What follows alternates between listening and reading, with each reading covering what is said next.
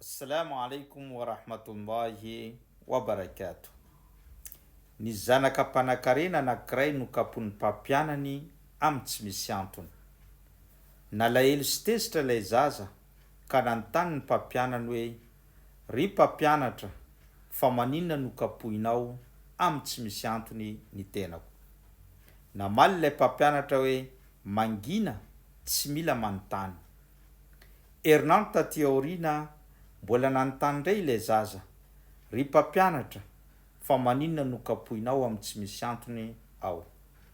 Iteny ilay mpampianatra hoe: "Mangina, tsy mila manontany." Niodina ny fotoana, nandeha ny andro, 20 taona taty aoriana dia ho voafidy ho mpitondra teo amin'izany toerana izany ilay zaza.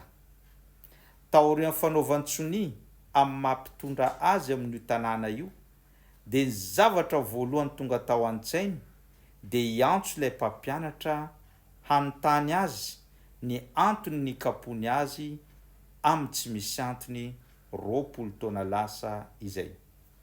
Rehefa tonga teo ilay mpampianatra dia napetrany taminy fanontaniana hoe: "Inona no antony ny kapohinao ahy 20 taona lasa izay amin'ny tsy misy antony?" Nitsiky ilay mpampianatra ka niteny manao hoe: "Androany, tsy adininao ny zavatra izay nataoko anao efa 20 taona lasa izay.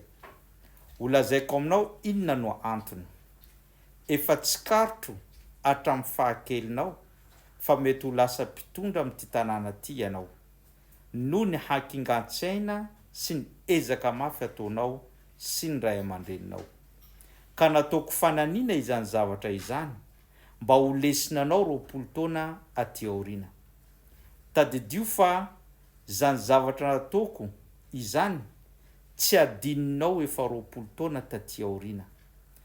Ka lazaiko aminao tandremo manambaka olona, manao tsindrazo lenan'ny olona, mampijaly ny olona amin'ny tsy misy antony, na ihany koa manao tsindrazo lenan'ny olona amin'ny zavatra tsy misy dikany.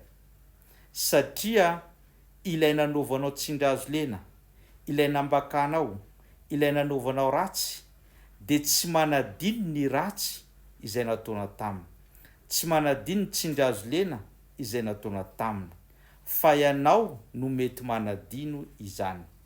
Androany ianao mpitondra, sarotra ny toerana izay misy ianao. Raha vao manao zavatra kely fotsiny ianao, tsy ampiheverana, na tsindrazo lena, na fanambakana, dia ho tazomin'ny olona entinao izany, ary tazominy ao am-po any aoriana 20 taona ho avy, dia mety hivadika aminao izy, hamaly faty anao izy, hanao ratsy anao izy amin'izay fotoana izay.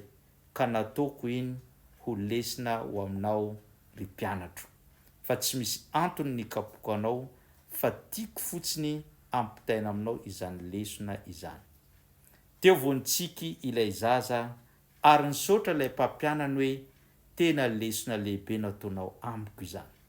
Ary voaraiko ny lesona ary manomboka eto aho dia tsy hanao tsindrazo lena izay olona hoentiko, ary tsy hanao ratsy azy ireo, sao lahy any aoriana ho valifaty aty amiko izany."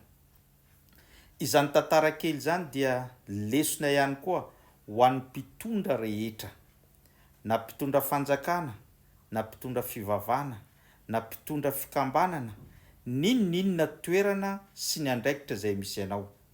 Rehefa mpitondra anao, tandremo ny manao tsindrazo lena, tandremo manambaka, tandremo manao zavatra ratsy amin'ny olona.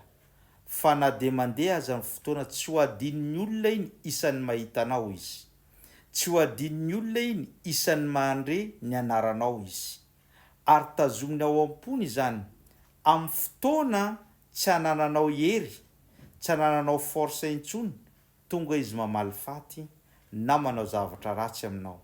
Amin'izay fotoana izay vao mety hanenina anao amin'izay fotoana izay. Ka lesona lehibe ho antsika izany. Ho an'ny olona izay mety tsy havita maly faty anao, mety mangataka doan izy amin'ny mort, nefa doan'olona voambaka dia hovaliany Allah misy fiantraikany ratsy zany amin'ny fiainanao. Amaranantsika azy ilay tenin'ny mpaminany sallallahu alayhi wa sallam manao hoe adh-dhulm dhulumati yawm al-qiyama. Ny tsindrazo lena fanaovana ny tsirariny dia haizina lehibe zany amin'ny andro farany, amin'ny andro fitsarana. Ka raha ohatra ka tsy tianao ho maizina ianao amin'ny andro farany, ho maizina anao ao am-pasana, ho maizina anao amin'ny andro izay ionanao amin'ny tomponao, dia aza manambaka olona, aza manao tsindrazo lenan'ny olona eto ambony tany mba tsy hanananao tsiny eo anatrehan'ny tompo Allah subhanahu wa ta'ala.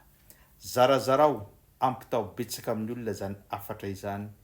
Wassalamu alaikum wa rahmatullahi wa barakatuh.